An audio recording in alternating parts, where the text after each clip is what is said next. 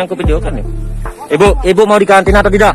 Suka hati kamu kalau ibu nak pokoknya aku makan. Ibu mau di karantina atau Suka tidak? hati aku nggak ngerti. Kalau memang ibu nggak mau, bisa kami pulangkan. Nggak ngerti aku apa mau aku dibawa ke sini. Pokoknya aku makan minum, siap makan minum aku baru ngerti cakap. Lapar. Iya. Aku tenang. Celana dalamku kotor. Basah. Harus ada celana dalamku. Ukurannya R. Karena jangan ada aku tiba-tiba nggak bawa baju. BH aku juga udah kotor. Ya, udah kotor BH aku. Dia tidak bawa aku baju. Tiba-tiba dia seperti aku bawa sabu 20 kilo mengabawa aku. Tahu? Aku kebongkar perutnya. Kasih celana dalam yang bersih. Kasih aku minum. Jangan kau nggak kasih aku minum. Jangan lupa subscribe, share, komen, dan like ya.